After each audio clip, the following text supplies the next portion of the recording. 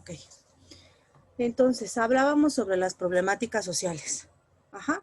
De acuerdo con el libro, dice aquí que según Eduardo López, son 4 los aspectos que se relacionan con un problema social. Las causas, ideas de los factores que producen el problema social y la naturaleza de este proceso de producción. 2. Las condiciones. ¿Qué condiciones facilitan las causas del problema o en qué condiciones es probable que se desarrollen? 3. Las consecuencias, efectos perjudiciales, del problema identificado. 4. Las soluciones explícitas o implícitas en el análisis del problema. Ante esta perspectiva de los problemas sociales y los aspectos referidos se despliegan 2 vertientes. La sociedad, como el conjunto de personas que interactúa entre sí y tienen características en común para formar una comunidad. El gobierno, que funge como la autoridad responsable de salvaguardar el orden social y aplicar políticas pertinentes con las necesidades de un colectivo. La actividad 1,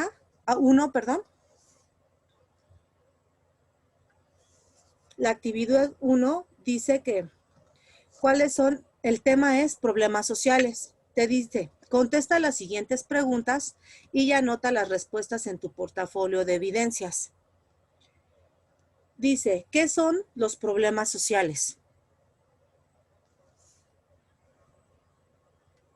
De acuerdo con lo que hemos visto, para que se les haga más fácil,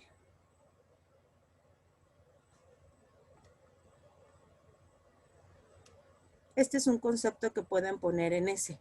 ¿Qué son los problemas sociales? Son asuntos que implican algún tipo de inconveniente o trastorno que exige una solución. Cuando aparece un problema, este supone una dificultad para alcanzar un objetivo social. Por su parte, es un objetivo que se refiere a lo que está vinculado a la sociedad. ¿Sí? Ahora, aquí te dice, ya tienen cuál es el concepto o qué es un problema social. ¿Sí? ¿Hasta ahí vamos bien? Vale. ¿Para qué sirve identificar los problemas sociales? ¿Alguien me puede decir qué respuesta dieron?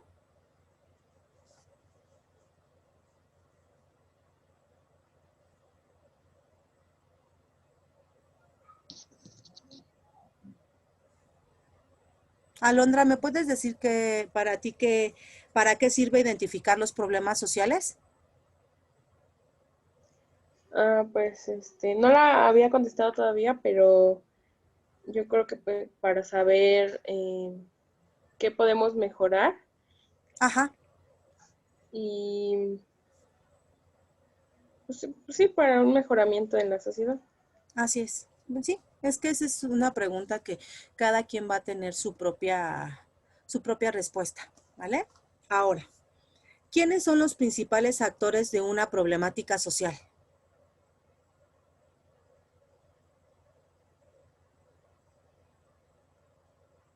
Viene siendo la sociedad, ¿no? La sociedad es el principal actor de una problemática social y el gobierno es el que también funge como la autoridad responsable de salvaguardar el orden social. Ajá. ¿Hasta ahí vamos bien? ¿Cuáles consideras que son las causas principales que originan los problemas sociales? Los diferentes puntos de vista. Los diferentes puntos de vista, también la inseguridad, la discriminación, la pobreza, la desigualdad, etcétera. Uh-huh. Ahora, ¿quiénes consideras que son los principales afectados en una problemática social? Nosotros, ¿no? La sociedad como tal. Somos los principales afectados en una problemática social. Ajá. ¿Cuáles son los principales espacios en los que se desarrolla un problema social y cuánto tiempo dura? Un espacio en donde puede haber mucho problema social, pues puede ser a lo mejor en el ambiente en el que nos desenvolvemos, a lo mejor en la escuela, en el trabajo, mm, como quien dice lo rural, ¿no? Lo rural, lo urbano, ¿vale? Ujú. Ahora, ¿cuáles son los principales espacios en los que se desarrolla un problema social y cuánto tiempo dura? Ya lo dijimos, ¿no? ¿Cómo se puede solucionar una problemática social? Se puede solucionar hablando, llegando a un acuerdo, ajá, dependiendo de con quién sea nuestra problemática, ¿no? Pero siempre hablando se resuelve todo. Ujú. Ahora dice, la sociedad juega un papel fundamental en el avance o retroceso de las políticas de un país. Al respecto, Eduardo López refiere, el enfoque de la desorganización social no cuestiona el orden político, económico y social existente. El origen de los problemas sociales se encuentra en dos tipos de fenómenos sociales. Uno, cambios sociales que producen confusión y desorientación en determinados grupos o individuos. Uh-huh. El dos, las estructuras sociales que no funcionan todo lo bien que fuera de desear. Ajá. Ahora dice, las políticas de desarrollo de un país que el gobierno tome para mejorar para la mejora de sus habitantes se deben reflejar en los diversos grupos sociales. Asimismo, las normas implementadas para mejorar la calidad de vida deben intervenir en áreas puntuales para las que fueron diseñadas. La sociedad y el gobierno deben trabajar en conjunto para combatir los fenómenos sociales producidos por evolución de la humanidad, pues no sirve de nada crear normas si no son acatadas y respetadas por los ciudadanos para dar un trato digno a sus semejantes y cumplir con el orden social. La conducta de los individuos responsables a las leyes que construye el gobierno, si se acata si se acatan, se crea un estado ideal de paz y armonía, en el que se respira la igualdad entre personas y la tranquilidad de las familias. Si se acataran todos y cada uno de los ordenamientos que nos da el Estado o el gobierno, te aseguro que nuestra vida fuera ahora sí que totalmente diferente, ¿no? ¿Por qué? Porque a lo mejor si tú acataras todas las órdenes, no hubiera asaltantes, no hubiera delincuentes y no hubiera por qué tener esa inseguridad de estar libremente, ¿no? Entonces, pues sí sería mucho más padre, ¿no? Y con mucha más tranquilidad. Ahora dice, analicemos algunos de los problemas de nuestro país, mismos que se deben trabajar con una perspectiva de conciencia, solidaridad y de construcción que permita dar solución a los sistemas existentes.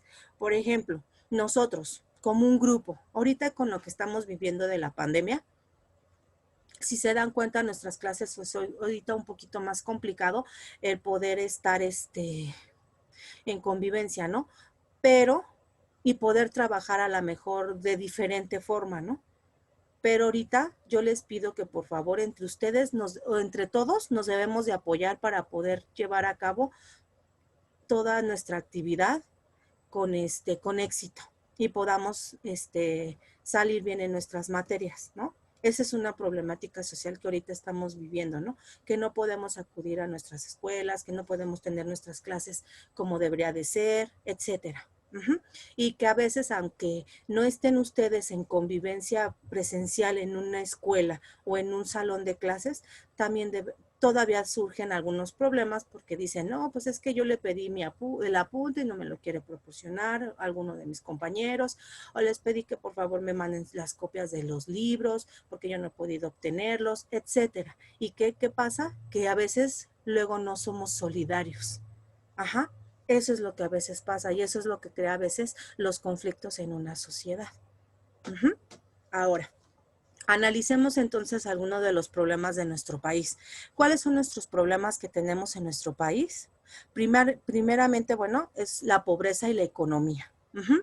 Se relaciona con la crisis salarial, agropecuaria, cambios de las empresas, tratados internacionales o lo de la pandemia, ¿no? Que ahorita se le añadió eso. Uh-huh. Por eso tenemos un problema económico y una pobreza. A lo mejor hasta si ustedes quieren extrema para algunas familias. Ajá. Los movimientos migratorios. Se relaciona con el desempleo, la estructura familiar y la identidad de connacionales e inmigrantes, porque por el mismo falta de empleo, varios de los países están inmigrando, ¿no? Están inmigrando de un lado a otro porque con la finalidad de salir adelante y de tener un empleo. Ajá. La seguridad, más bien la inseguridad, ¿no? Sería. ¿Por qué? Porque hay muchos crímenes organizados, hay mucho crimen organizado, feminicidios, secuestros, etcétera. El medio ambiente. Problemas con la capa de ozono, transgénicos, contaminación del agua, tierra productiva, etcétera. Si se dan cuenta, poco este 15 de septiembre, los que tronaron cohetes se preocuparon por nuestro medio ambiente, no, ¿verdad? Eso es a lo que se refiere que tenemos que hacer una conciencia social. Ajá. Y nos tenemos que solidarizar. Nos tenemos que solidarizar hasta si ustedes quieren con nuestro medio ambiente. ¿Para qué? Para que todos gocemos de un mejor ambiente. Ahora, la equidad de género. El acceso de las mujeres a la educación y cargos políticos. Denuncia de violencia física, psicológica y familiar. Ahora, problemas de salud, las adicciones, excesos de la población o excesos de la población a centros de salud, pandemias, etcétera. Si se dan cuenta que ahorita también muchos de los jóvenes, mayoría de ellos tienen problemas con las adicciones, con alguna adicción ya sea de drogas, de alcohol, de tabaco, etcétera. Que ojalá y que no sea el caso de ninguno de ustedes. Pero es algo que tenemos que tener conciencia y no podemos agarrar y decir, bueno, él se droga, pues es su problema. No, al contrario, tratar de ayudar a las personas y de tener solidaridad para que esa persona no esté haciendo y no se esté destruyendo, ¿no? Ahora, un crecimiento demográfico se relaciona con el estrés de la vida urbana, la contaminación de la zona geográfica, la administración de recursos naturales y el crecimiento de la población. Si se dan cuenta, pues ya somos demasiados, ¿no? Ahora, dice, de acuerdo con la información anterior, podemos identificar algunos de los problemas sociales, los cuales se pueden relacionar entre sí, ya que una problemática genera varias vertientes. Por ejemplo, la pobreza está relacionada con el desempleo, con los problemas de salud y con los movimientos migratorios, de tal forma que al atender las necesidades de un factor, se genera la alternativa de solucionar otros conflictos sociales. A lo que se refiere es que si hubiera trabajo, no tuvieras la necesidad ni de emigrar, ni tuvieras ni problemas de salud, ni tuvieras esa pobreza extrema, ¿no? Solucionando una cosa, solucionarías varias. Ahora, viene, elabora un cuadro comparativo donde compares en el que señale la relación que existe entre la tecnología y los problemas sociales. Puedes hacer solamente uno de ellos. Vas a relacionar la tecnología con un problema social que a ti te llame la atención, ya sea con pobreza, con migración, con inseguridad, con medio ambiente, con el que para ti sea más fácil. ¿Sí? ¿Hasta ahí vamos bien? Ok. Ahora, viene lo que viene siendo la regulación jurídica y el proceso legislativo. Si preguntamos o no preguntamos la importancia que tienen las normas en el orden social, obtendríamos una lista de reglas que permiten el funcionamiento de un sistema, de tal forma que esta regulación garantiza los derechos de una comunidad y es una manera de mantener el control social. Las bases de este orden es la creación de normas jurídicas que se ajusten a las necesidades vigentes de los ciudadanos. Para crear o modificar una ley es necesario un procedimiento ordenado por órganos del Estado, es decir, un procedimiento legislativo. Ante este precepto, García Maínez refiere, en los países de derecho escrito, la legislación es la más rica e importante de las fuentes formales. Podríamos definirla como el proceso por el cual uno o varios órganos del Estado formulan y promulgan determinadas reglas jurídicas de observancia general. a la que se da el nombre específico de ley. En el moderno proceso legislativo existen 6 diversas, a saber, que viene siendo la iniciativa, la discusión, la aprobación, la sanción, la publicación e iniciación de la vigencia. El Poder Legislativo es el órgano responsable de producir la norma jurídica a través del procedimiento legislativo. ¿Hasta aquí vamos bien? ¿O tienen alguna duda o algún comentario al respecto?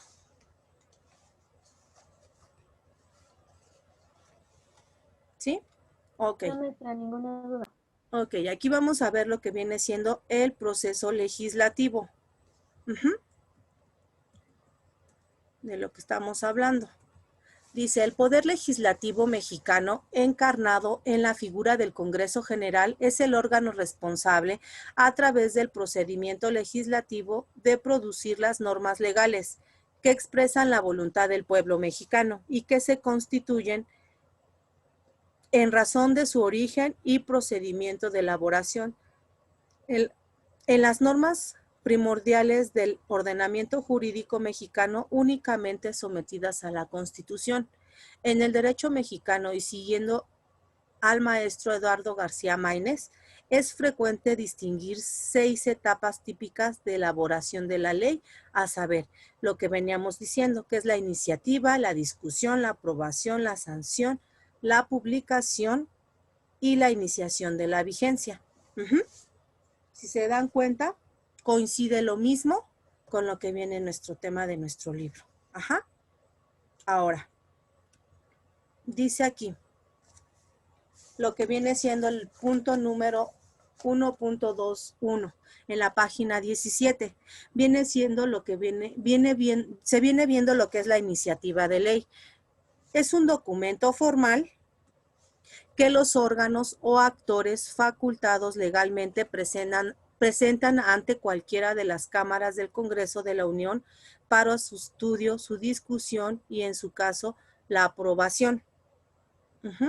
La discusión de ley se refiere a una de las últimas fases del proceso legislativo, en la que el Pleno de la Cámara de Diputados o senadores votan en sentido positivo un dictamen de ley o decreto que haya sido aprobado por las comisiones legislativas o que haya recibido la dispensa de trámites para su eventual discusión. La aprobación de la ley se refiere a una de las últimas fases del proceso. Esa ya la leímos, ¿verdad? No. Se refiere a una de las últimas fases del proceso legislativo, en el que el Pleno de la Cámara de Diputados o senadores votan en sentido positivo un dictamen de ley o decreto que haya sido aprobado por la Comisión Legislativa o que haya recibido la dispensa de trámites para su eventual discusión. La sanción de la ley. Una vez que la Cámara de Senadores y la Cámara de Diputados sancionan un proyecto de ley, esta pasa al Poder Ejecutivo. La primera opción es la de aprobar y promulgar la ley. En caso de que el presidente vete la ley y el proyecto vuelve al Poder Legislativo, que puede aceptar el veto o insistir en su sanción. La publicación de la ley. Es el medio utilizado para dar a conocer el texto de ley u otra norma jurídica, como un reglamento o sentencia judicial con efectos, habitualmente mediante su inserción en un periódico oficial. La iniciación de la vigencia de la ley. La ley ocurre en un momento posterior a su publicación o simultáneamente con esta, si el propio ordenamiento así lo determina. De ahí que algunos autores, como Eduardo García Maínez, incluyan este concepto como parte del moderno proceso legislativo. Aquí viene. La iniciativa de ley, te dice en el libro, la iniciativa de ley es el primer momento del proceso legislativo, definido como el acto en el cual el proyecto de ley es presentado al Congreso, con fundamento del artículo 71 constitucional. el derecho de iniciar leyes compete al presidente de la República, a los diputados y senadores, al Congreso General, a la legislatura de los estados y a los ciudadanos en número equivalente por lo menos al 0.13% de la lista nominal de electores, en los términos que señale la ley. Las iniciativas de ley o decretos pasan a la comisión correspondiente. En el caso de los diputados y senadores, deben ajustarse al reglamento para el gobierno interior del Congreso General de los Estados Unidos Mexicanos para ser discutidas. Con fundamento en el artículo 63 constitucional, la Cámara no puede abrir sus sesiones ni ejercer su cargo sin la concurrencia de más de la mitad del número total de los miembros, es decir, es necesario la presencia de la mitad más uno de los miembros de las cámaras. Si el proyecto de ley ha sido rechazado por la Cámara de origen, no podrá ser presentado en las sesiones de ese año.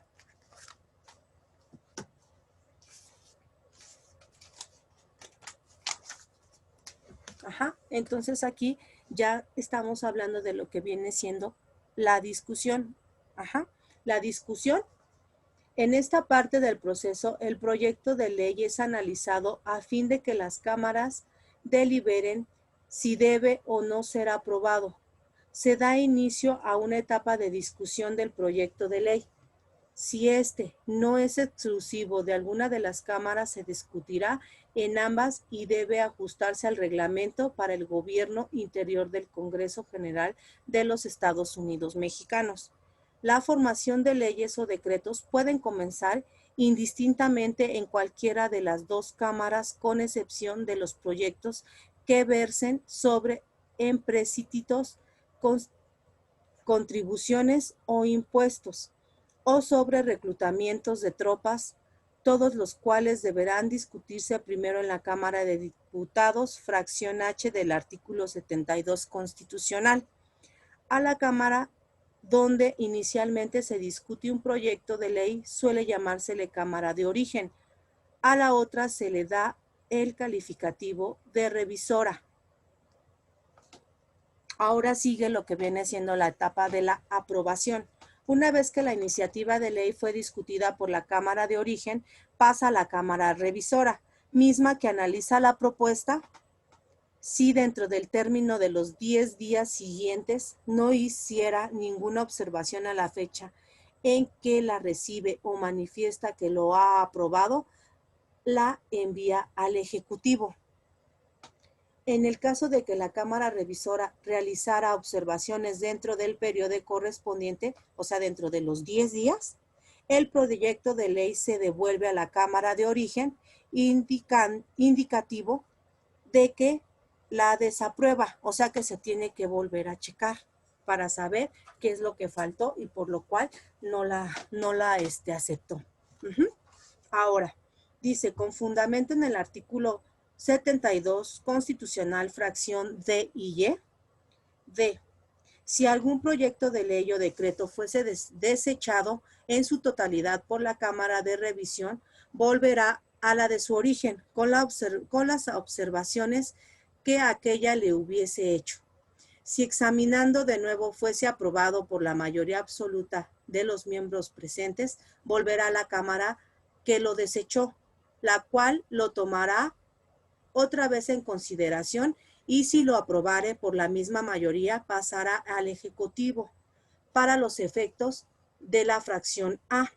Pero si lo reprobase, no podrá volver a presentarse en el mismo periodo de sesiones. La E. Si un proyecto de ley o decreto fuese desechado en parte o modificado o adicionado por la Cámara revisora, la nueva discusión de la Cámara de su origen versará únicamente sobre lo desechado o sobre las reformas o adiciones, sin poder alterarse en manera alguna de los artículos aprobados. Si las adiciones o reformas hechas por la Cámara revisora fuesen aprobadas por la mayoría absoluta de los votos presentes en la Cámara de su origen, se pasará todo todo el proyecto al Ejecutivo para los efectos de la fracción A. Si las adiciones o reformas hechas por la Cámara Revisora fueran reprobadas por la mayoría de los votos, en la Cámara de su origen volverán a aquellas para que tomen en consideraciones las razones de esta, y si por mayoría absoluta de votos presentes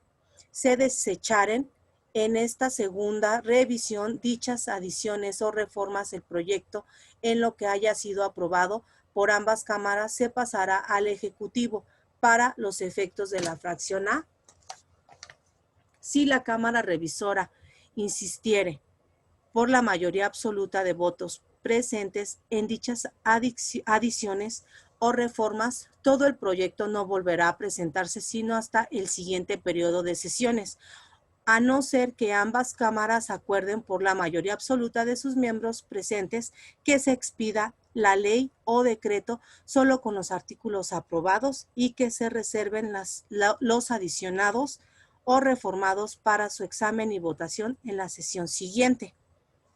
La aprobación puede ser total o parcial. Ajá. Eso es a lo que se refiere, que a lo mejor puede ser total, que la acepten totalmente completa, o parcial, que a lo mejor digan el artículo 1, el artículo 2, el artículo 3 están bien, pero los demás están mal. Entonces nada más se van a aceptar estos tales artículos. Ajá. ¿Hasta ahí vamos bien? Ahora dice la actividad 3.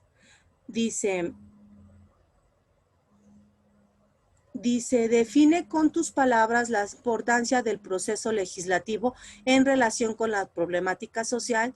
Después contesta el siguiente cuadro en tu portafolio de evidencias.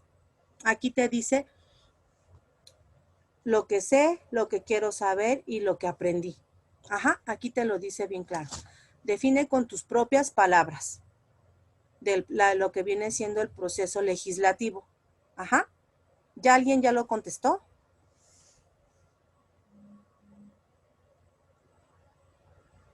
No. Ok.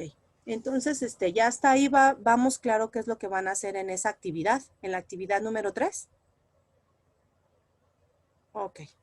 Entonces, hasta ahí nos vamos a quedar el día de hoy, hasta la actividad número 3, para que la realicen, por favor, en casa.